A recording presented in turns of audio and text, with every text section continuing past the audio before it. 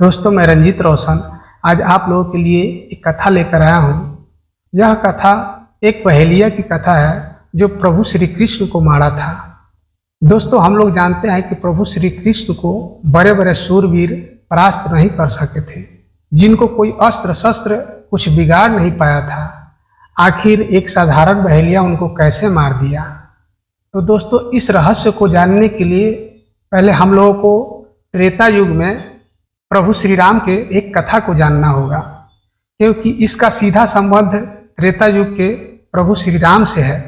दोस्तों, जब प्रभु श्री राम माता सीता की खोज में वन वन भटक रहे थे, तब उनकी मुलाकात वहाँ पे सुग्रीव से हुई और उन दोनों के बीच में मित्रता हो गई। जब वह दोनों एक दूसरे के मित्र हो गए, तब वो दोनों बोले कि अब हम लोग एक दूसरे के मित्र हैं, इसलिए हम दोनों एक दूसरे के सुख दुख में साथ देंगे। तब प्रभु श्री राम बोले कि हे सुग्रीव, मैं तुम्हारी सहायता पहले करना चाहता हूँ, उसके बाद मैं तुमसे मदद दूंगा, तुम अपनी तकलीफ बताओ। तब सुग्रीव बोले कि हे प्रभु, मेरा भाई बाली मुझे अपने राज्य से निकाल दिया है, मुझे अपने घर में रहने नहीं देता है। मैं उसके डर से इस ऋषिमुख पर्वत पर निवास करता हूँ, क्योंकि यही एक ऐसा स्थान है जहाँ पर मैं सुरक्षित रह सकता हूँ।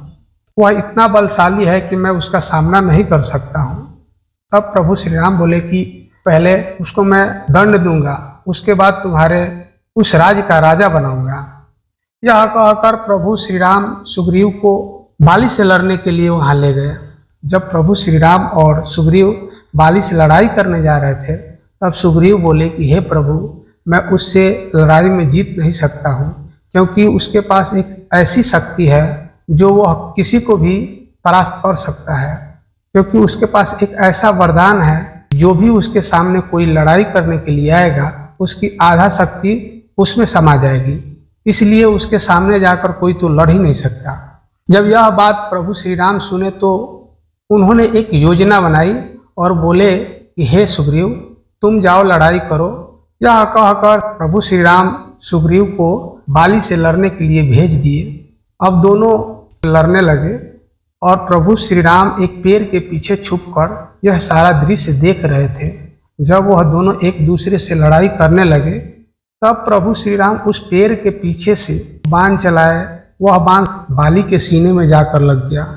बाली के सीने में लगते ही बाली धरती पर गिरकर छटपटाने लगा। जब वह धरती पर गिरकर छटपटा रहा था, तो उसी समय प्रभु श्री राम उसके सामने गए। यह देखकर बाली प्रभु श्री राम से बोला कि हे प्रभु, आप ऐसा क्यों किए।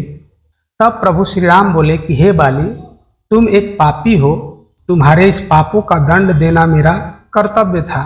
तब बाली बोला कि हे प्रभु, मैं ऐसा क्या पाप किया था जिसके कारण आप मुझे छुप कर बाण मारे।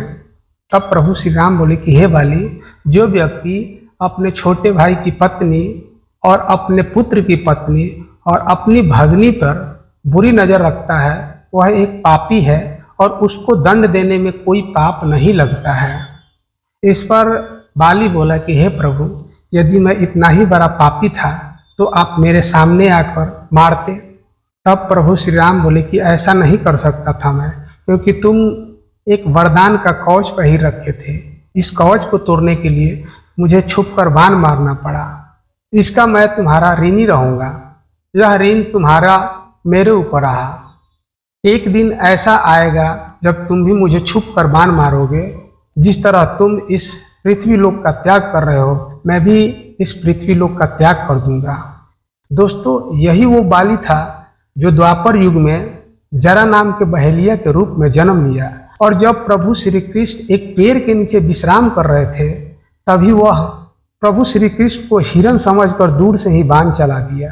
बाण चलाकर जब वह बहेलिया उस पेड़ के नीचे गया, तो देखा कि वह बाण प्रभु श्री कृष्ण के तलवे में लगा हुआ है और उनके पैरों से लहू की धारा बह रही है।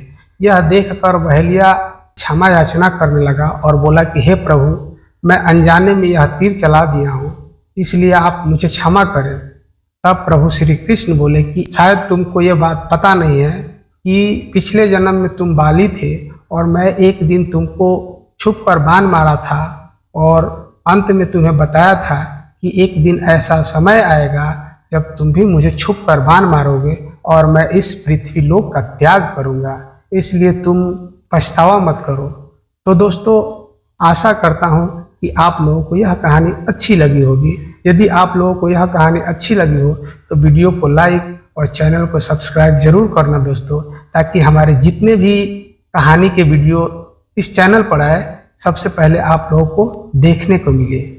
इसी के साथ मैं इस कहानी से विदा लेता हूँ। जय श्री कृष्ण दोस्तों।